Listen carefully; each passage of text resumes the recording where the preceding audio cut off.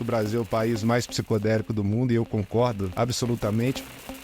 As pessoas ainda não estão, eu acredito, né, nesse nosso contexto, a gente ainda não está preparado para falar de uma maneira completamente franca sobre o que significa fazer parte de uma família psicodélica, né? A experiência mais psicodélica desse mundo é ser pai, é ser mãe, né?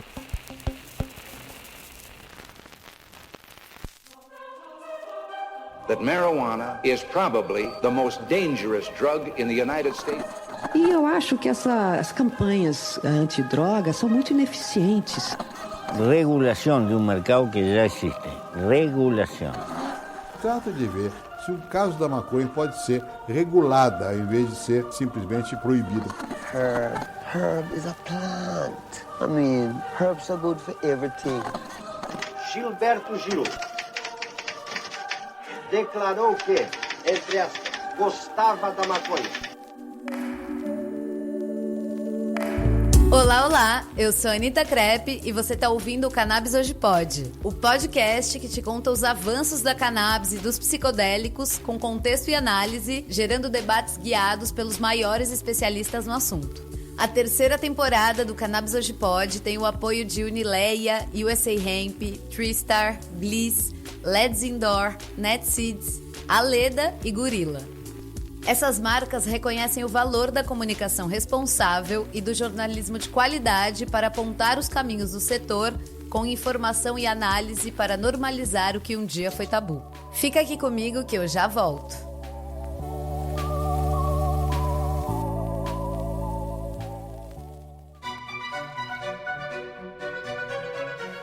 Gente, vamos falar da Twister Express? A empresa teve um ano muito bom, repleto de conquistas que marcaram uma fase de crescimento e sucesso. Eles consolidaram a principal rota Estados Unidos-Brasil, expandindo a sua presença internacional, além de terem alcançado novos mercados como a República Tcheca, Suíça, Jamaica e África do Sul, num movimento que fortalece a sua atuação global e amplia as oportunidades de negócios. Outro marco importante que eu já falei aqui para vocês foi a certificação do Centro do Fulfillment pela FDA, equivalente à Anvisa nos Estados Unidos, além do Hemp Certificate, que qualifica a Twister Express para armazenar e manusear com segurança uma vasta gama de produtos, sejam eles alimentícios, farmacêuticos, até cosméticos e itens à base de canabidiol. 2024 foi um ano de grandes transformações e a Twister Express está planejando ainda mais crescimento para o próximo ano. Fiquem atentos que muitas novidades estão por vir. Para saber mais, acesse twisterexpress.com.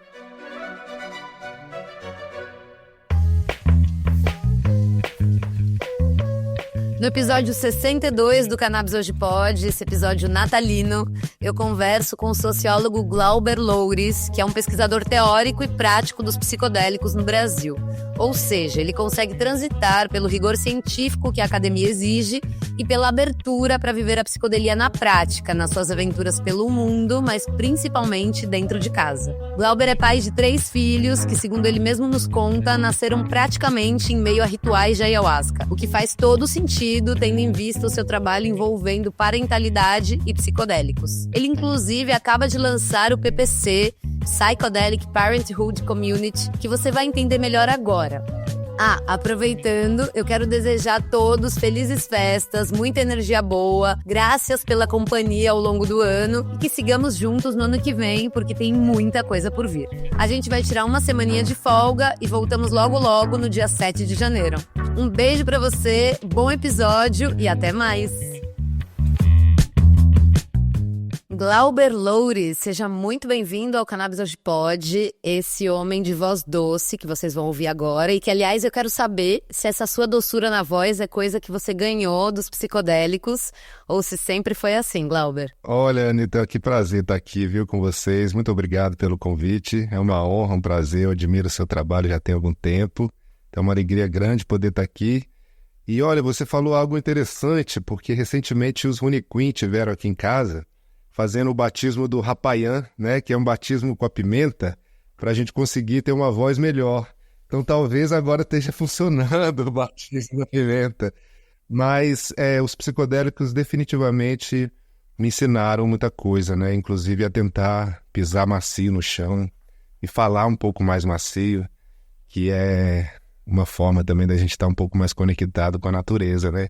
Então agora Com certeza. eu ainda tenho um caminho grande para chegar lá na voz doce, mas os psicodélicos são definitivamente uma parte muito importante nesse caminho. Agora, antes de mais nada, esse ritual da pimenta, conta um pouco pra gente, porque, né, fiquei interessada que esse negócio de melhorar a voz é uma coisa que eu busco sempre, e melhorar o tom e falar, né, tô precisando também aprender. Então conta pra gente desse ritual. Conto, com prazer. Aqui eu faço parte de uma igreja, né, ayahuasqueira. Então, minha esposa, eu, a nossa comunidade, a gente tem uma igreja do Santo Daime, que se chama Céu da Divina Estrela. E a experiência do Santo Daime, uma experiência ritual com a ayahuasca, uma experiência muito musical, né? Só que, devido à quantidade de cerimônias que a gente tem, temos trabalhos todos os fins de semana, é sempre um desafio a gente estar cantando, né? E eu não tenho um estudo, uma formação musical profissional. Então a gente canta com gogó até onde dá, e muitas vezes desafina, muitas vezes a gente fica rouco, aí não dá conta de cantar na próxima semana. E eu sempre admirei os xanás, né? Os cantores tradicionais indígenas. E especialmente essa tradição dos Runicuim, é uma tradição muito bonita, né? Que tem uma força de canto muito especial. E eu soube, né, que os Runicuim, eles têm essa iniciação no processo do canto, porque Xaná é tanto o nome do cantor tradicional Runicuim, da cantora tradicional Runicuim, como também de um pássaro que canta de uma maneira muito bonita. Então os Runicuim, eles têm uma iniciação, né, que se chama Rapayã, que é uma iniciação onde com o bico de desse pássaro, Xaná, é abençoada a língua, a boca, a garganta da pessoa com pimenta, né? Então são trazidos cantos, é trazido também uma dose assim, de pimenta macerada num pilão tradicional, e aí é colocada essa pimenta na nossa boca para poder receber o espírito do pássaro cantador. Então é uma Que coisa lindo! bonita, especial, que vem junto com uma dieta, né? A gente fica alguns dias se abstendo de algumas atividades e é muito bonito. E de fato, assim, a gente sente uma diferença, né? Depois de passar pelo Rapayã. Olha só. E Glauber, vem cá, para dar uma ideia, né, já de cara pro nosso ouvinte, você já falou algumas coisas, né, sobre quem é você, mas você é sociólogo, psiconauta, casado com a Jaqueline, pai de 3 filhos, criador da PPC, né, que é a Parenthood Psychedelic Community. Então, assim, o que é mais importante saber sobre você? Quando, por exemplo, e como foi que você experimentou psicodélicos pela primeira vez? Eu sou sociólogo de formação, né? E aí eu tive, ao mesmo tempo,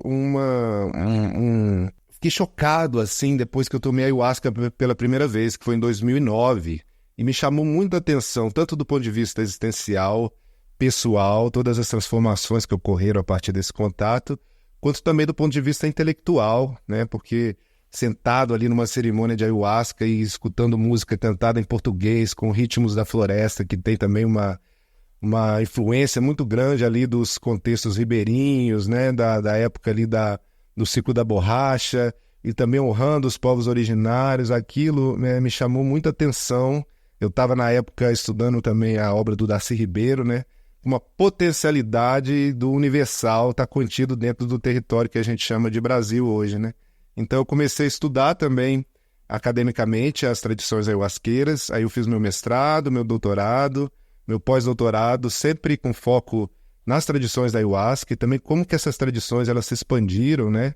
Como que o Brasil se tornou esse hub maravilhoso, que o Draulio sempre fala que o Brasil é o país mais psicodélico do mundo, e eu concordo absolutamente, mas além de ser o país mais psicodélico do mundo, ele expande, né? Ele tem uma diáspora das tradições e das práticas psicodélicas do Brasil, que eu acho simplesmente fantástica. Recentemente eu tive lá naquela conferência do MAPS, Psychedelic Science, ano passado em Denver, e aí eu estava nos bastidores ali conversando com um grupo de músicos que eles iam cantar músicas em aramaico, né, para poder simbolizar também a possibilidade do diálogo entre palestinos, entre israelenses.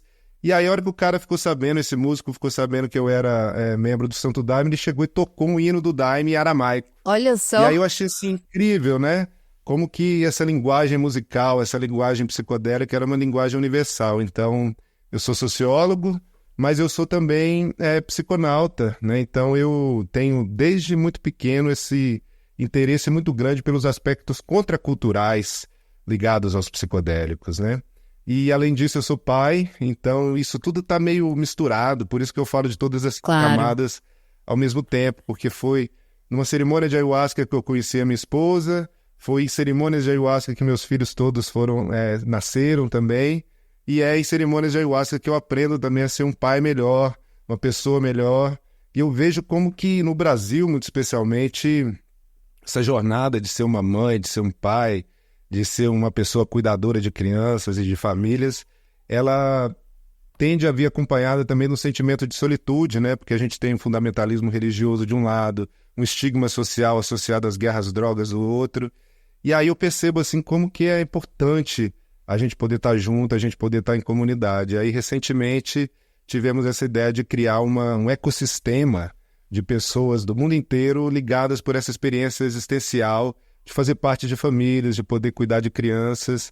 Então hoje eu estou à frente também dessa comunidade, né, o Psychedelic Parenthood Community, que é uma ideia da gente poder trazer todo mundo junto para esse guarda-chuva. Eu quero saber disso, mas eu fiquei aqui muito curiosa para saber sobre o nascimento mesmo, assim, o parto foi, a Jaque estava sob efeito de ayahuasca, de algum deles ou dos 3? Uhum. Como é que é isso, assim?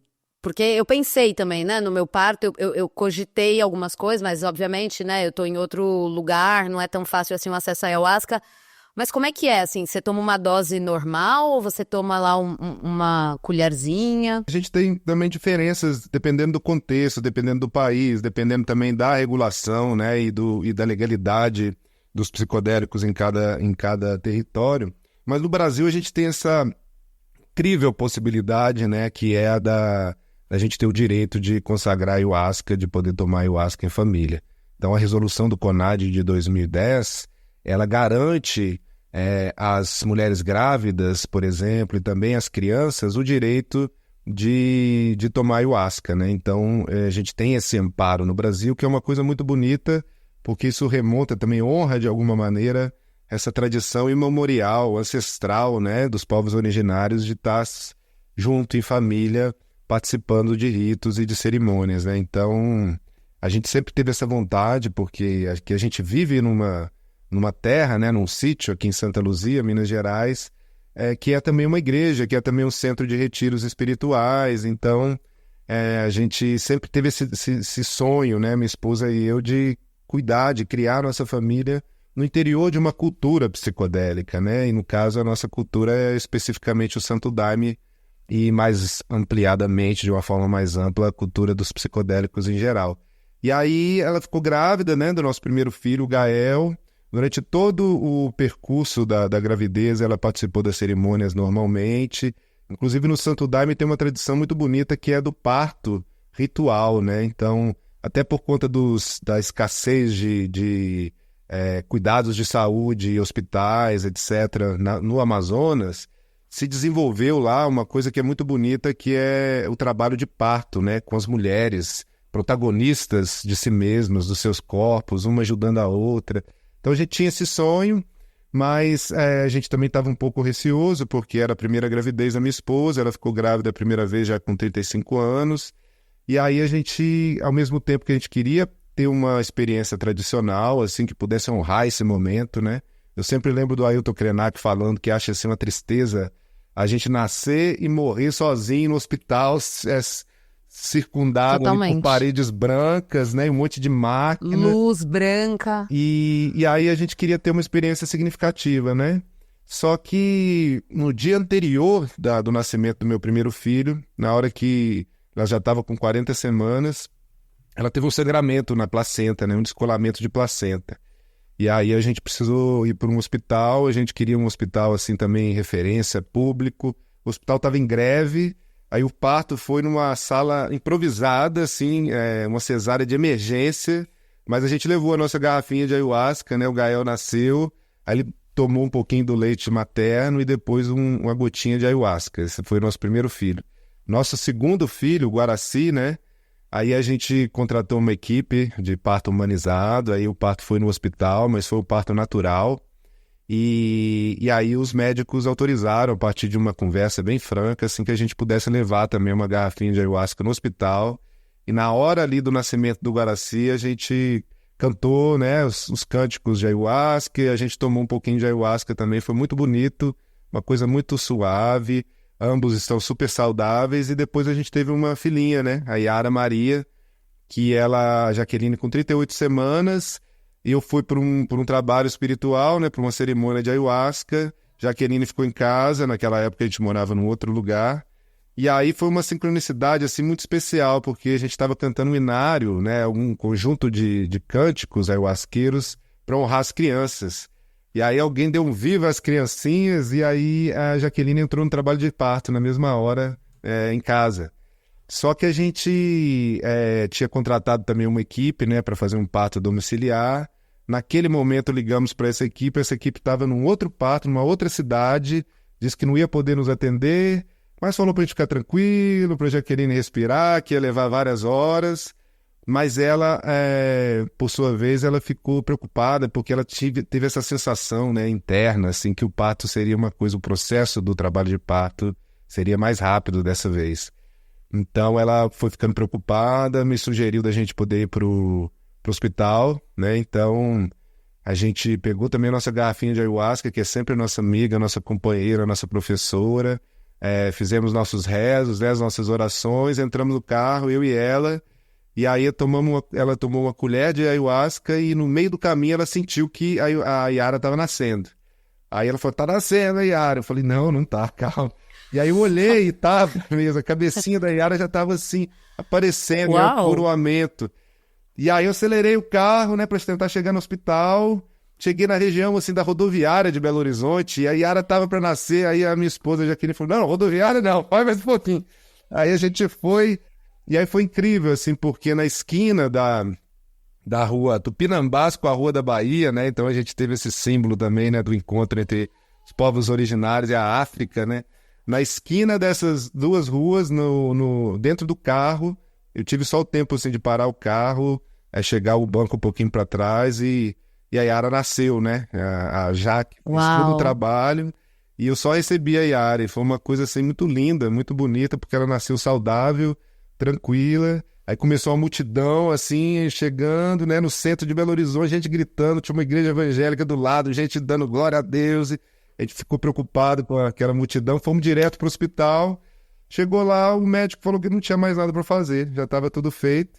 Aí a gente sentou, né, rezou, a Jaque pôde também amamentar, né, nossa filhinha, e depois, né, seguindo a nossa tradição, ela tomou também uma gotinha de ayahuasca. Tá aqui com a gente até agora. Tô toda arrepiada. Que histórias, muito bom.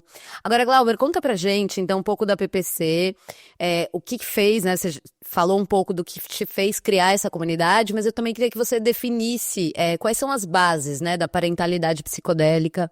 O que isso significa? As pessoas ainda não estão, eu acredito, né, nesse nosso contexto, a gente ainda não está preparado para falar de uma maneira completamente franca sobre o que significa fazer parte de uma família psicodélica, né? Quando a gente vai, por exemplo, em conferências indígenas da ayahuasca, a gente vê lá as mães amamentando seus filhos, os homens também participando e assumindo a responsabilidade em relação às famílias.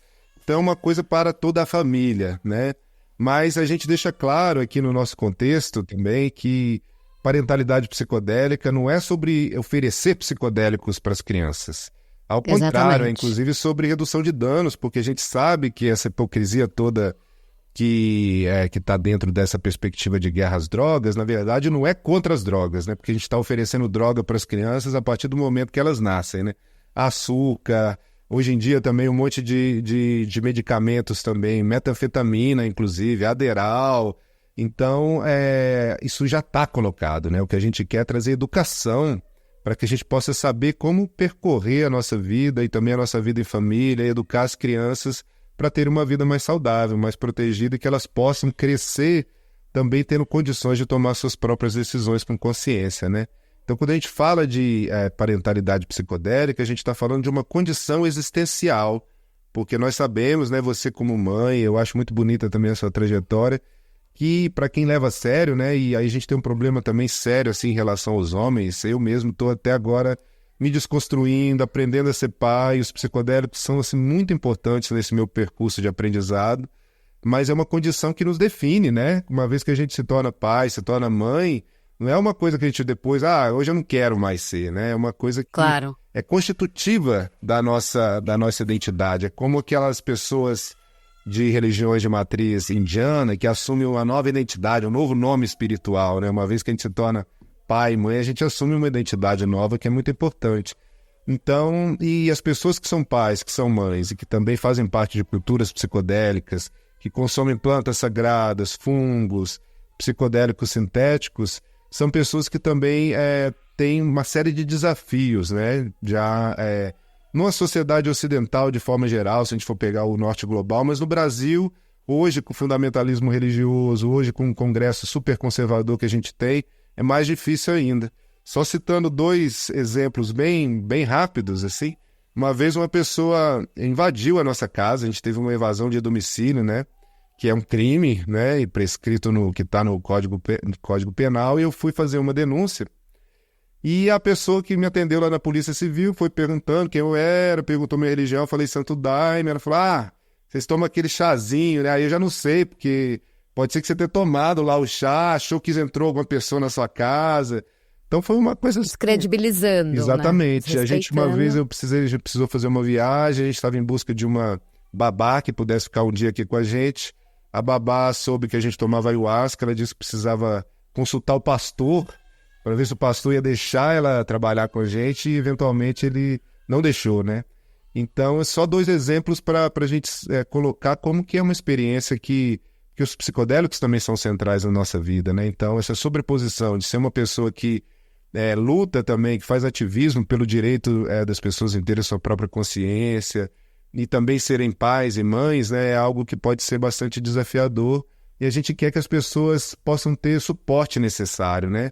Porque, embora isso possa ser uma jornada solitária para algumas pessoas, são milhares e milhares e milhares de pessoas que fazem parte desse campo psicodélico que têm famílias, né? Que são pais, que são mães, que são filhos, e a gente quer compartilhar as nossas experiências, que independentemente do contexto, lá nos Estados Unidos, no Brasil, na Argentina, na África, a gente tem pontos, né, em comum que nos conectam, né? E é muito bonito quando a gente pode ouvir outras pessoas contando as suas próprias experiências. Isso pode também nos validar e nos proteger, porque a gente sabe que no Brasil a gente tem risco de perda de custódia, né? Quando um casal se separa e o outro acusa o cônjuge ou ex-cônjuge, né, de tomar psicodélico, usar droga, então quer tirar a guarda da criança. Crianças também que sofrem bullying na escola, né? Porque a experiência psicodélica em família, ela pode ser linda. A gente tem um monte de relatos, né, de crianças que fazem parte ou da União do Vegetal ou do Daime, vão para a escola e contam, né, como é que foi bonita a experiência, a cerimônia, brincaram, e os pais estavam lá sentando, conversando, cantando, e aí os demais colegas da escola, e mesmo professores, diretores, acabam promovendo bullying em relação à criança, né? Também é difícil pais que começam a tomar psicodélicos, mães que começam a tomar psicodélicos quando estão numa fase mais madura da vida e tem medo, tem receio de contar para a família, e também a gente pensar nesses espaços, né? Inclusive de produção de conhecimento em relação aos psicodélicos, conferências, encontros. A gente vê que é difícil para as pessoas incluírem as famílias, né? Não tem espaço para cuidado de crianças, e muitas vezes são as mães as maiores prejudicadas, porque enquanto o homem está lá, né, e quando a gente está falando, por exemplo, de casais heterossexuais, a mãe fica em casa tendo que cuidar das crianças, e aí a gente tem mulheres que têm que ser heróis para participar do campo psicodélico, né? Replicando a mesma lógica que já tem, né, fora do campo psicodélico, mas a gente está falando aqui de uma reestruturação, né, de uma nova maneira de ver, de enxergar e de atuar na sociedade. Então, nada mais justo da gente começar a mudar isso pelas conferências psicodélicas, pelos eventos psicodélicos, né? E, aliás, você concorda que o Brasil, assim, tem a maior comunidade psicodélica do mundo? Isso também diz o Draulio. Eu concordo. E aí tem uma coisa que você apontou algo muito importante sobre a gente estar reinventando esses espaços a partir de conferências, porque a gente está sempre falando, né, de alguns termos até bastante ambiciosos, né, como, por exemplo, renascença psicodélica, transformação de paradigma. Agora eu tive numa conferência lá na Filadélfia que falava da transformação do paradigma em saúde mental. Então, se a gente vai levar a sério a transformação do paradigma, a gente não pode simplesmente pegar psicodélicos, plantas sagradas, tradições, transformar em mais um medicamento ou em uma commodity, ficar circulando isso dentro das clínicas ou hospitais, porque isso não é transformação de paradigma nenhum, né? A gente tem que reinventar a saúde mental, reinventar o cuidado, né? E para isso a cultura, para isso as famílias, para isso a perspectiva de cada um que vive, né? Essa condição existencial, ela tem muito a contribuir. Nesse sentido, o Brasil ele é o único país do mundo que tem religiões ayahuasqueiras, né? Até o momento. E que é uma coisa incrível, né? Como é que a gente tem essas religiões que elas estão presentes, embora, por exemplo, o Santo Daime deve ter mais ou menos 20 mil adeptos no Brasil hoje, mas ele está presente em pelo menos 50 países do mundo. Então, quando a gente vai pensar na diversidade, na riqueza, na profundidade, né, da espiritualidade indígena ayahuasqueira, a gente tem dezenas, né, de povos, de nações indígenas que também utilizam psicodélicos no Brasil, né, plantas sagradas, desde a ayahuasca até a jurema, por exemplo, né? Além da gente ter uma ciência de ponta que, a despeito de todas as dificuldades de fomento, de apoio financeiro, de apoio social, produz uma das pesquisas mais incríveis, né? Mais sérias e de melhor evidência que a gente tem notícia no mundo, né? Então, eu acredito que o Brasil, ele certamente está na dianteira, né? Do que a gente pode chamar aí de renascença ou ressurgência psicodélica. É isso. E com essas sábias palavras e dados, a gente vai para o intervalinho e daqui a pouco a gente está de volta. Em 2024, a chegada do App Bliss revolucionou o mercado da cannabis no Brasil. Hoje, com mais de 140 mil downloads, os brasileiros definitivamente escolheram o App Bliss para ter acesso legalizado a cannabis em minutos. Se você ainda não conhece o aplicativo, vale a pena baixar na App Store ou no Google Play. E aproveitando o fim de ano, uma época para celebrar, a Bliss preparou um presentão para você. É só usar o cupom BLISS100 na hora da compra para ganhar R$100 de desconto na sua importação. A Bliss está presente em mais de 800 cidades, tornando-se a democratização que faltava para você que tem insônia, ansiedade, estresse ou que quer aumentar o seu foco. Baixe o app e descubra mais de 30 possibilidades de tratamento. Para saber mais, acesse appbliss.com.br. Estamos de volta com Glauber Loures, que é um psiconauta, é pai e criador da Psychedelic Parenthood Community. Antes da gente retomar aqui a conversa, você contando esse episódio, né, de que você foi na delegacia e aí falou, né, da religião e tal, lembrei aqui, lá atrás, sei lá, acho que era 2011, 2012, eu voltando de um trabalho de ayahuasca. Eu já estava voltando de moto, já era o dia seguinte, então de manhãzinha eu voltando de moto para casa e minha moto estava assim, com documentação completamente... Eu não pagava lá o DPVAT, tudo que tinha que pagar há, sei lá, 5 anos. E aí tinha uma puta blitz, assim, eu tipo rezando, meu... Mas não tinha como, eles estavam parando todo mundo, então me pararam. E aí na sessão do dia anterior, a gente estava lá conversando sobre a luz azul. Sobre a proteção da luz azul, e a luz azul aqui, a luz azul ali. E aí eu comecei já a visualizar a luz azul, eu na luz azul, nananã, força. Aí o policial que me parou, pediu os documentos e tal, e aí, enfim, eu falei pra ele, olha, a situação é essa, né, o que você vai fazer? Vai levar minha moto, nananã. Aí ele lá, ó, checando, e ele falou assim... Aí eu falei, puta, mas talvez isso seja um sinal pra eu parar de andar de moto, sabe? Comecei a viajar. Aí ele falou, você acredita em Deus? Qual é a sua religião? E aí na hora eu falei, cara, se eu falar que eu sou huasqueira, esse cara, sei lá, aí que ele vai levar minha moto, né? Mas eu falei, tipo, saiu antes de eu terminar o raciocínio, e aí eu falei, não, eu sou huasqueira. Aí ele falou, você tá de brincadeira, de qual igreja você é? Eu falei, não, Rosa de Luz, lá em Mogi. Ele, eu sou da natureza divina, não sei o quê.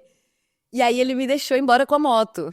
Então, assim, eu acho que eu encontrei o único policial que, talvez não, né? Talvez tenham mais policiais dentro da ayahuasca, mas foi assim, a luz azul funciona, entendeu? É impressionante, né? Funciona e tem algumas coisas interessantes, porque a gente tem feito uma pesquisa aqui de natureza antropológica, né? Mas de policiais que são ayahuasqueiros, né? E eventualmente alguns deles também deixaram a farda. após ter o contato com a ayahuasca, por conta não de desmerecer o trabalho, né, honesto de muitos policiais que são ótimos, mas de não conseguir mais lidar com essa estrutura, né, de guerra às drogas que a gente vive hoje. E por falar em luz azul, aqui a gente tem também vários símbolos, né, que percorrem várias tradições a partir de diferentes manifestações, né? Mas dentro do Santo Daime, por exemplo, São Miguel, que é um dos patronos, né, de várias igrejas, ele é muito identificado com a luz azul, que seria uma luz de cura, de transformação, de verdade, né? E eu já tive experiências interessantes com luz azul em diferentes contextos de psicodélicos, né? Desde da ayahuasca até a iboga, onde eu tive também experiências com luz azul que me fazem imaginar, né, que essa é um símbolo, né, que ele atravessa culturas e atravessa experiências também distintas, né? Muito bom. E Glauber, você acha que os psicodélicos podem ajudar os cuidadores a exercer melhor a tarefa de cuidar? Dentre as experiências que você conhece, né, e acompanha de perto, tem relatos, ajuda a ter mais paciência, a ter vontade de brincar com a criança, equilibra as emoções? Conta pra gente. Com certeza, isso eu não tenho a menor dúvida, a resposta é sonoro sim, né? Eu falo pela minha própria experiência, porque eu não me considerava pronto para ser pai, e depois eu entendi que não se trata de estar pronto, mas trata-se de estar aberto, de estar disposto a aprender, porque as crianças também são professoras, né?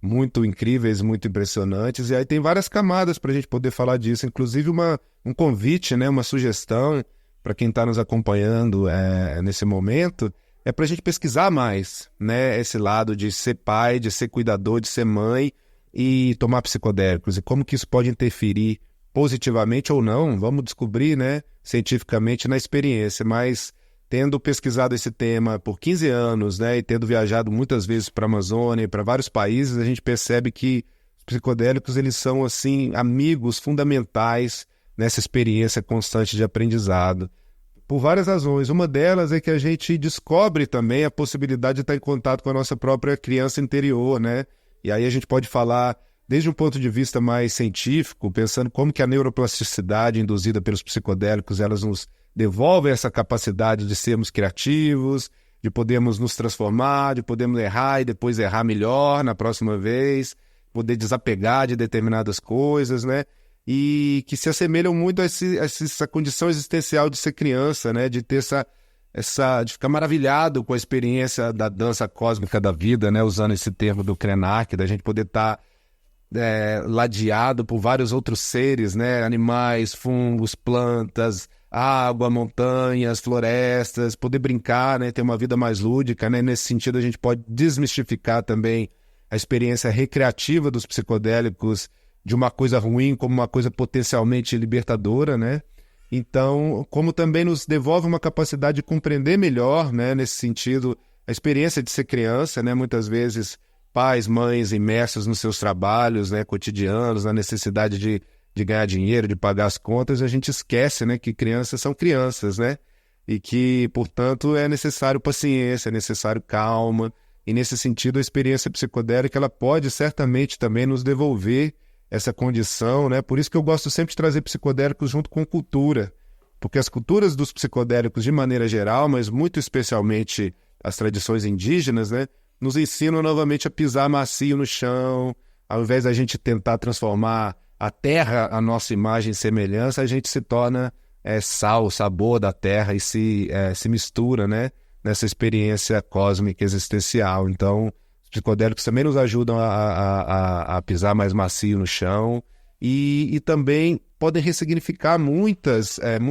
traumas, sofrimentos, dificuldades que a gente tem nessa responsabilidade de sermos pai, né? Então, sermos mães, sermos cuidadores. Então, nesse sentido, é a culpa parental, né? É síndrome do impostor, aquela coisa que acompanha muita gente de que nunca está suficiente, a gente nunca consegue fazer o bem para os nossos filhos, e a gente está fazendo uma coisa e deixando de estar junto com as crianças. Isso pode se tornar algo muito improdutivo, né? E bloqueia justamente a nossa condição de fruir a vida. E os psicodélicos, na minha experiência pessoal, na experiência da minha comunidade, da minha esposa, das pessoas que eu conheço em diversos lugares do mundo, eles têm essa possibilidade de ressignificar isso para a gente, né? Então, eu pessoalmente, quando eu participo de cerimônias, quando eu estou em rodas de psicodélicos, eu tenho uma tendência sempre desabrochar dentro de mim um amor muito grande pelos meus filhos, né? De conseguir perceber também a individualidade de cada um deles. E nesse sentido, eu sempre lembro do nosso amigo, Anitta, o Marco Algorta, que sempre fala que a experiência mais psicodélica desse mundo é ser pai, é ser mãe, né? Totalmente. E Glauber, conta pra gente quais são, dentro dessa comunidade que você criou e que tá aí crescendo o mundo afora, o que vocês oferecem em termos de rede de apoio ou de eventos? Qual que é essa produção? A PPC, né? A gente chama de PPC também. Ela nasceu há alguns meses atrás, assim, do ponto de vista mais formal. Então já temos uma rede de mães, de pais aqui onde a gente mora, né, em Minas Gerais, há alguns anos. Mas a gente quis expandir isso até para provocar também a reinvenção dos espaços psicodélicos, né? Tive agora uma experiência muito bonita na Filadélfia, onde a minha amiga Camila Romero, né, que é uma indígena Caigang, ela leva as crianças dela para o palco na hora de dar palestra, né? Em qualquer lugar que ela vai, as crianças acompanham, vai no colo, chora, mas aprende também. Então, educação pública também, naturalizar essa nossa condição existencial para as crianças também é muito importante, porque depois, quando eles estiverem já adolescentes, é muito difícil a gente poder educar, a gente poder trazer essas informações. Então, é um percurso também formativo que começa desde pequeno. E então a gente queria, né, poder compartilhar essas ideias. E mais do que isso, né, porque a gente sabe que os psicodélicos também, embora sejam maravilhosos, existe uma tendência de gentrificação, né, desses espaços, e muitas vezes eles não são espaços acessíveis, muitas pessoas não têm condições de participar. Então a gente queria também produzir por isso que o nome é comunidade, né, porque a gente quer construir um espaço onde todo mundo seja bem-vindo. Então, a nossa ideia é a gente ter um programa de membresia, né? As pessoas podem se tornar membros de forma gratuita. Então, todo mundo é bem-vindo, né? A gente sugere especialmente, convida especialmente pessoas que pertencem, né, a minorias sociais de maneira geral, inclusive para reinventar a própria noção de família, né? Então, que a gente não fique só focado em famílias heteronormativas, cisgênero, mas a gente amplia essa noção de família, inclusive pensando em famílias mais expandidas, onde as plantas, onde os animais, onde elas também fazem parte, né, dessa noção que a gente tem mais ampla do que significa família. E aí a gente conseguiu agora algo assim que eu considero muito especial, né, muito simbólico, que é um apoio do MAPS, né? Então o MAPS, essa organização norte-americana que está à frente também de várias pesquisas e de várias iniciativas relacionadas aos psicodélicos, está nos apoiando agora nesse momento. Então a gente se tornou parceiro do MAPS e é uma das únicas... Só, parabéns! Pois é, super legal, a gente ficou feliz porque Muito. é uma das únicas iniciativas do Brasil que é apoiada pelo MAPS, né? Então as pessoas elas podem doar. Então a gente tem por um lado a comunidade que é totalmente gratuita e por outro lado a gente precisa arrecadar fundos. Então a gente tem uma página lá no MAPS onde as pessoas elas podem fazer doações de qualquer valor, elas podem contribuir também mensalmente. A gente acabou de ganhar um fomento também da Source Research Foundation, que está apoiando também esse nosso trabalho, para que a gente possa oferecer as nossas atividades, né? Que elas são várias, mas assim, um resumo a gente tem os nossos grupos que a gente está montando no Telegram, que são grupos de afinidade, né? Para a gente poder conversar livremente sobre os assuntos, sem tabu, sem estigma, respeitando a experiência de cada um. A gente tem os nossos círculos mensais de mães. Então, pessoas que são mães, elas se reúnem mensalmente para poder compartilhar também as suas experiências. A gente tem o nosso círculo mensal de pessoas indígenas e pessoas pretas, também para a gente poder escutar um pouquinho de professores que tem muito a nos ensinar, né? Ensinar todas as pessoas. A gente tem também os nossos círculos de pais e mães, né? De uma maneira mais geral. E a gente está começando agora, inclusive fica um convite para quem tem coisas para compartilhar, para quem quer escrever. A gente está começando uma série de artigos, uma série também de lives, né? De eventos. A gente ainda está preparando, porque é uma iniciativa recente. E 2 projetos maiores que a gente tem nesse momento, aliás 3, né? Um é projeto de um livro, das vozes de pais e mães e cuidadores psicodélicos. A gente tem o nosso projeto de uma conferência, né, sobre esse assunto e sobre a reinvenção também desses espaços. A gente tem a produção de um pequeno livreto, né, de boas práticas também para a inclusão de mães, pais, cuidadores e famílias no campo psicodélico, dentro de eventos, conferências. E a gente tem, finalmente, os nossos retiros, né? Então, nós temos um centro de retiros aqui em Minas Gerais, onde a gente está também produzindo, a partir de agora, retiros ayahuasqueiros e de plantas sagradas, também envolvendo cogumelos, e jurema, rapé e sananga, que dão as boas-vindas a famílias. Então, que possa ter cuidadores ali para a gente poder cuidar das crianças enquanto pais e mães estão nas cerimônias, atividades lúdicas como desenho, mandala, escoteiro para as crianças, e aí dessa maneira pais e mães que também não têm condição de pagar babá, que não quer deixar os seus filhos para participar de uma experiência com psicodélicos também pode comparecer, né? Então esse, por hora, é o resumo da nossa atividade. Tem um monte de coisa e quem quiser, daqui a pouco a gente vai dar os contatos e tal, mas que bom, tem muita coisa rolando. Eu fico muito feliz porque realmente, né, essa comunidade é única no mundo e muito feliz que tenha todo esse apoio, esteja crescendo. E Glauber, a gente acha que a discussão de psicodélicos dentro de casa é nova. Uau, que inovador, disruptivo, né? Falar de psicodélicos no contexto de família. Mas você me disse uma vez uma coisa que é realmente certa, né? A relação das plantas com as famílias é a coisa mais antiga que existe. Então eu te pergunto, ainda falta muito para a gente chegar em um nível de maturidade social para ter isso normalizado? Eu acho que falta muito e parte disso é uma responsabilidade nossa enquanto pessoas que consomem psicodélicos, enquanto um campo psicodélico global, né? Porque tem coisas que a gente não pode fazer, assim, não está dentro da nossa responsabilidade imediata, como, por exemplo, acabar com o estigma social, o fundamentalismo religioso, mas tem algo que a gente pode fazer que é a nossa parte, enquanto pessoas que fazem parte desse campo, né? Então, algo que me preocupa bastante é que, apesar do movimento psicodélico, estou falando de movimento psicodélico para simplificar, né? Porque a gente está falando de redes difusas, né? Mas a gente, uma rede rizomática também, mas algo que me preocupa bastante é como que discursos moralistas, discursos religiosos que são fundamentalistas, eles também fazem parte, né, do nosso campo, eles se confundem com ciência, né, se confundem com uma preocupação legítima. Então, quando a gente vai numa conferência nos Estados Unidos e as pessoas falam, deixa as crianças de fora, não fale de crianças agora nesse momento, já aconteceu isso comigo, né, ele está falando de criança, que absurdo. A gente está replicando não uma boa ciência psicodélica, a gente está replicando um discurso moralista carregado de um juízo de valor que não é nada científico, né? Então, falta pesquisa também, mas para que essas pesquisas sejam feitas, é necessário também a gente se despir desse preconceito daquilo que o Nego Bispo chamava de cosmofobia, né? Que é a gente ter medo do diferente, medo daquilo que a gente não consegue controlar no laboratório, né? Então, medo do cosmos, né? Mais resumidamente. Então, eu acredito que é muito importante a gente ter boa pesquisa, mas para a gente poder ter boa pesquisa, a gente precisa primeiro conseguir se despir desse estigma social, se despir desse moralismo, e nesse sentido eu acho que a gente tem ainda um percurso importante para percorrer dentro do próprio campo psicodélico, porque boa parte desse estigma ele está associado a uma falsa ideia de que o assunto é muito novo, como você colocou, né?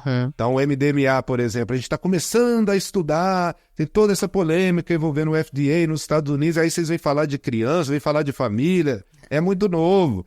Mas, se a gente for ser correto, né, inclusive do ponto de vista histórico, a gente vai observar que é um dos assuntos mais ancestrais e memoriais que a gente tem notícia, se a gente for honrar também a trajetória e os conhecimentos dos povos originários, né? Que é famílias juntas vivenciando uma relação de respeito com as plantas. Boa. Bom, chegamos na hora dos quadros, então, Glauber, bora para os quadros. Começando pela legalização ideal. E aí a legalização ideal na sua opinião, em termos de psicodélicos, Glauber, o que você acha que seria ideal para o Brasil? Eu acho que o ideal para o Brasil é que a gente possa viver um cenário onde existe uma descriminalização, né, de todos os psicodélicos, e uma legalização de todos os psicodélicos, para a gente poder discutir o que interessa, que é redução de danos, que é boas práticas, que é uma regulação, que ela não passa pela esfera criminal, mas é uma regulação que ela passa pela esfera cultural, porque existe um temor, assim, completamente absurdo, de que as tradições, as comunidades, né, os grupos que estão se entregando, né, parte do seu tempo, parte do seu esforço para poder construir relacionamentos, né, com essas plantas, com essas substâncias, que eles são incapazes de regular o uso dessas substâncias. E o que a gente vê na prática é o contrário, né? Quando a gente pega uma igreja ayahuasqueira, uma tradição indígena, a gente percebe que existe um nível de redução de danos e um nível, né, de uso positivo dessas substâncias, de um relacionamento potencialmente criativo, libertador, que é muito superior a qualquer contexto de proibição. Então, idealmente, eu acredito que o cenário brasileiro ele passa pela legalização, né, das drogas de uma maneira geral, dos psicodélicos em particular, e das plantas sagradas e da liberdade religiosa muito especificamente, mas também passa, né, por leis específicas que podem garantir o reconhecimento dessas tradições, como, por exemplo, o que a gente está vivendo hoje, é um processo moroso, difícil, mas que ele ainda existe, que é o processo de reconhecimento da ayahuasca como patrimônio imaterial do Brasil, né? Muito massa. E, Glauber, o segundo quadro é o Cannabis Indica, onde a gente pede uma sugestão sua de algum nome, algum conteúdo, alguma coisa que tocou seu coração em relação, né, ao universo psicodélico que você gostaria de indicar para nossa audiência. Nossa, tem milhares, mas eu vou indicar um, então, que está acessível para todo mundo, que é o livro do Davi Copenaua, que é A Queda do Céu. E esse livro do Davi Copenaua, ele é uma missão, né, espiritual Yanomami de partilhar conhecimentos ancestrais que dialogam também com aquilo que nós conhecemos como psicodélicos, né, porque a gente percebe como que é possível uma relação de educação, de entendimento entre seres humanos, plantas, substâncias mágicas, plantas sagradas, plantas de poder, psicodélicos, e porque isso traz um diálogo assim super especial que nos permite também dialogar em alto nível com outros nomes do campo que todo mundo conhece, como o caso do Siddhartha Ribeiro, por exemplo, porque o Davi Copenaua nos fala que uma das maiores diferenças, o caráter definidor da separação entre sociedade branca e sociedade indígena é que a sociedade branca ela perdeu a capacidade de sonhar. Então, o convite que o Davi nos faz é, a partir também do relacionamento que a gente tem com essas plantas, com os psicodélicos, a gente resgatar a nossa capacidade de sonhar e sonhar, inclusive, com um mundo melhor, né? Então, a minha dica é conhecer melhor o trabalho do Davi Copenaua e Yanomami. Muito bom. E agora, então, deixa os contatos pra gente, Glauber. Como é que a gente te encontra? Como é que a gente encontra a PPC? Como é que faz parte? Então, site, rede social, tudo. Tá bom. Obrigado, Anitta. O nosso site da PPC é psychedelicparenthood.org. Então, tudo junto em minúscula, psychedelicparenthood.org. Eu tô no Instagram, quem quiser me achar lá é @glauberloures, Glauber, L-O-U-R-E-S, Glauber Loures. É uma forma legal também da gente estar em contato. O meu e-mail pessoal, para quem quiser conversar comigo, é o número 2, né? 2glauber2@gmail.com ou glauber@psychedelicparenthood.org também. E aí eu tô também no LinkedIn, né? Tô também no Telegram, se alguém quiser me procurar também pode pedir o contato aí pra Anitta. E vamos conversar. Uma coisa que eu acho muito importante e aí eu agradeço por essa oportunidade de colocar o nosso contato aqui, nós precisamos conversar, a gente precisa superar a cosmofobia, né? Que significa também a aversão ao diferente, ao outro, e chocar as nossas perspectivas, porque eventualmente elas vão ser diferentes, eventualmente elas vão ser divergentes, mas é aquilo que o Krenak fala, né? Pra gente poder estar junto, fazer parte, aí a gente tem esses discursos, né? New Age e tal, que todo mundo faz parte da mesma família cósmica, a mesma família psicodélica, mas pra gente ser parte de fato de uma mesma comunidade, a gente precisa primeiro reconhecer as nossas diferenças.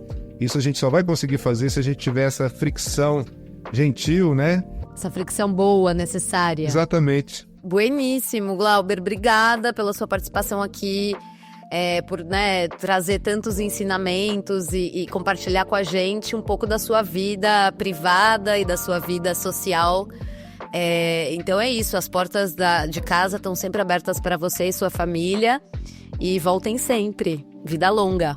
Valeu, Anitta. Eu agradeço em meu nome, em nome da minha esposa que está aqui também me apoiando, da nossa comunidade aqui, e também dando parabéns pro seu trabalho, né? Porque o seu trabalho ele está na vanguarda da educação pública sobre psicodélicos, sobre cannabis, sobre a desmistificação, né? A superação desses estigmas sociais que é uma parte necessária e fundamental para a gente poder mudar o que precisa ser mudado e poder estar junto, né? Dentro de experiências que elas sejam mais lúdicas, mais positivas e que resgatem essa nossa condição existencial de sermos natureza também. Então, parabéns, valeu. Valeu, querido. Valeu, pessoal. Beijos.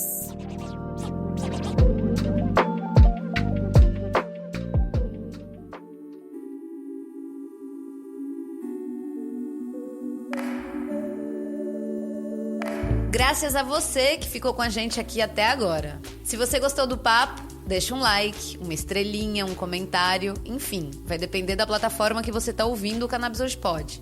Mas não deixa de fazer isso não, e se puder, compartilhe o episódio com um amigo, porque ajuda demais a espalhar e engrandecer o nosso trabalho. E se quiser falar comigo, é só mandar um alô no cannabishoje@gmail.com ou seguir a gente no Instagram, no @cannabishoje. O Cannabis Hoje Pod vai ao ar toda terça-feira. É apresentado por mim, Anitta Crepe, e produzido pela Leopoldo Electrical Group. Até a semana que vem!